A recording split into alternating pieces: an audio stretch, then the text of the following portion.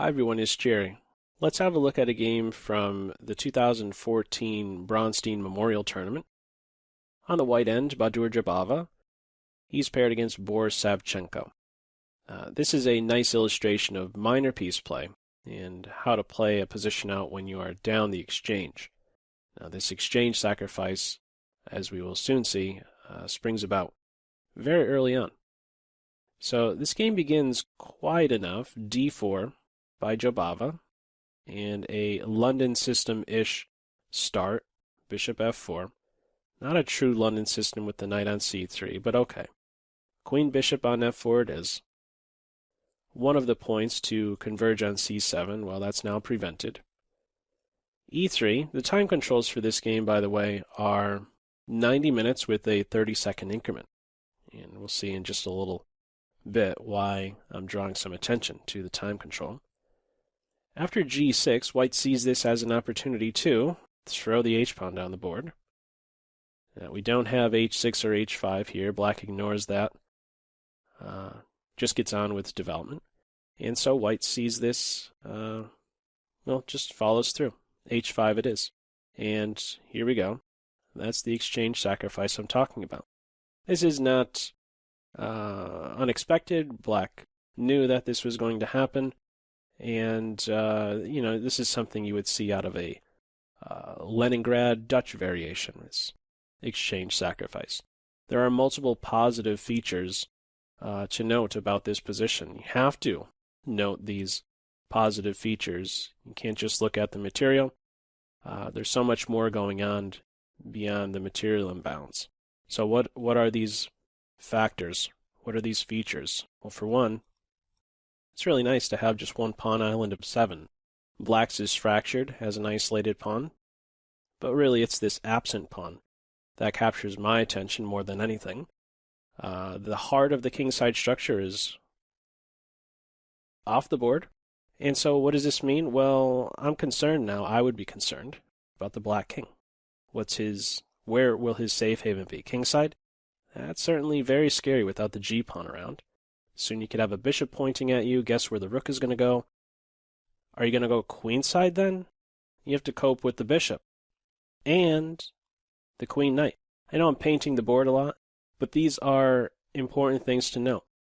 This isn't a sacrifice that will then be followed up with more sacrifices and a quick kill, the win of material, or checkmate.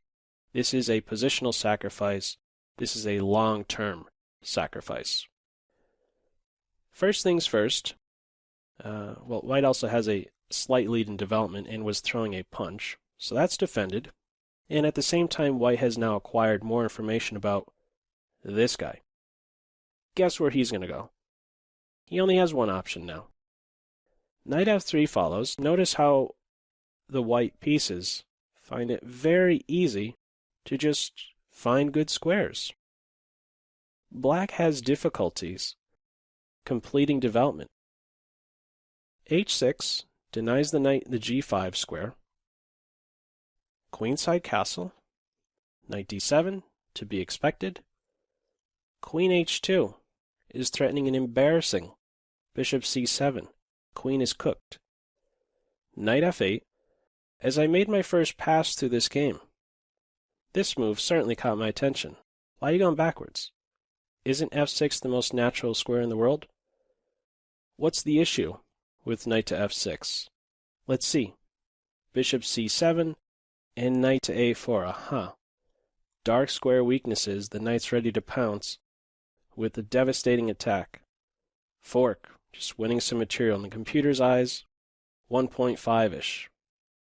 So, what's the difference with the move played in the game? Well, let's see.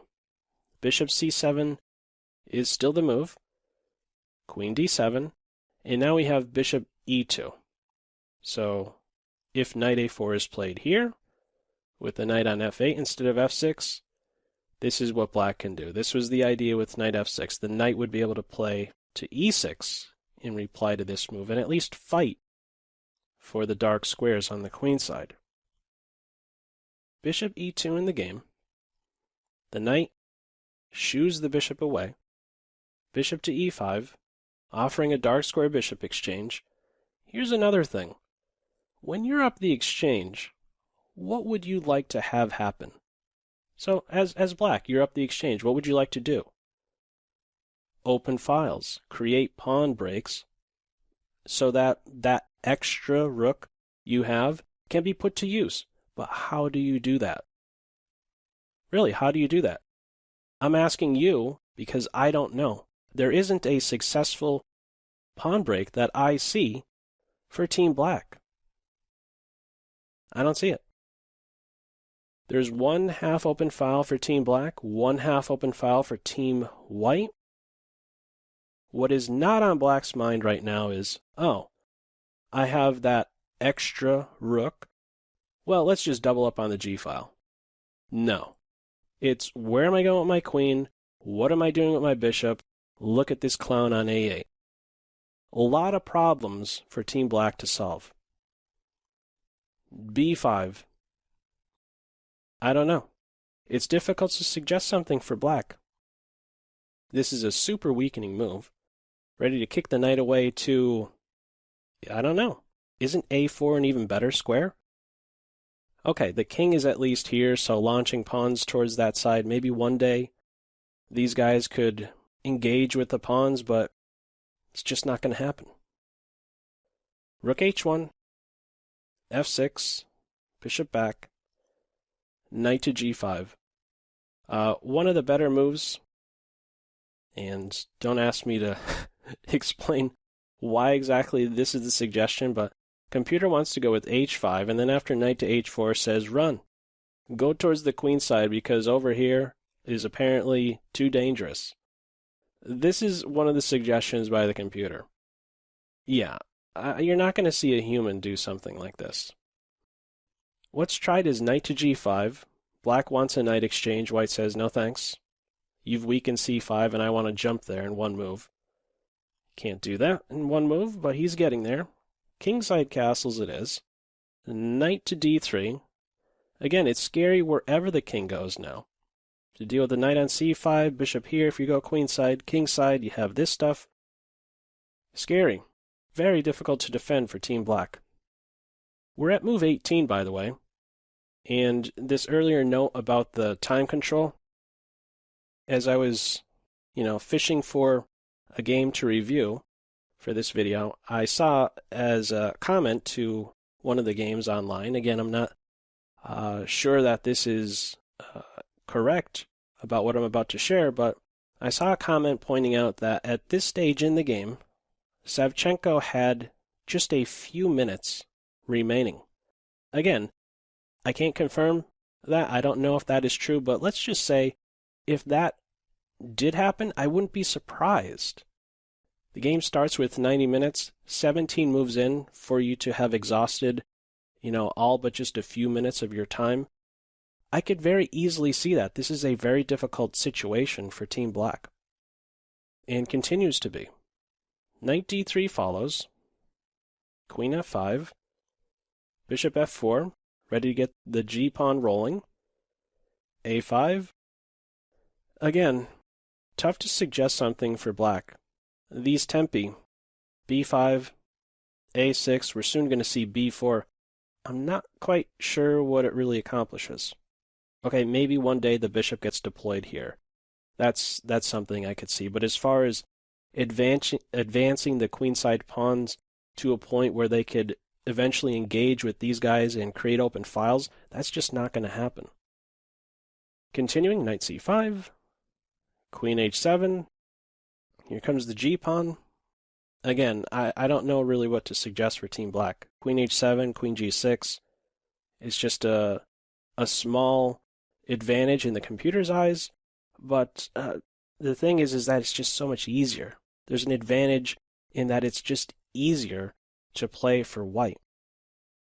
Continuing, Bishop C7, not here to threaten the pawn, but to get out of the F-pawn's way. B4, knight A4, E5, knight B6. This rook doesn't have many options. Look at these minor pieces. Rook A7, throws a punch now at the other rook. Rook to E8, lending some defense to E5, and now here comes F4. knight to f7, and what to do about the threat on the bishop. If you would like to, go ahead, pause the video, see if you can spot what Jobava's next move is. Feel free to pause the video. Okay, in the game, what did Jobava play? G5. Who cares about the bishop? We're opening up this guy's eyes to hit with a skewer. That happens. Best in this position is to take on G5. In the game, knight takes bishop, allowing the bishop to sweep in. Queen f5, and let's see how this one finishes up. Not bishop takes rook. Instead takes on h6. It's cracking open the G file. Rook to e7, capturing on h6, would then allow bishop takes rook, and now these pieces are ready to storm in along the h file. In the game, the rook gets out of the line of fire. Pawn takes bishop. Rook takes pawn. A series of exchanges now. Chain reaction. Basically, black is just reacting to these moves now in recapture mode. Knight takes bishop, knight takes knight. And now, bishop to g6.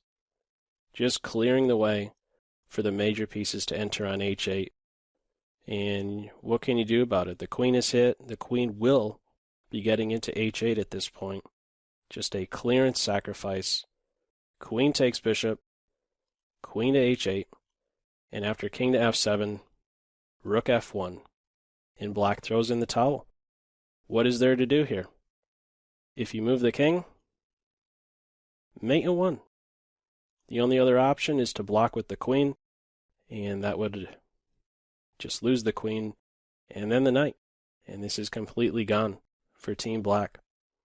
So an interesting game, to say the least. Very nice illustration of minor piece play, playing down the exchange at a very early point, and really acquiring a position where it was far easier for white to complete development, and black struggled at an early point and never really found a safe haven for the black king.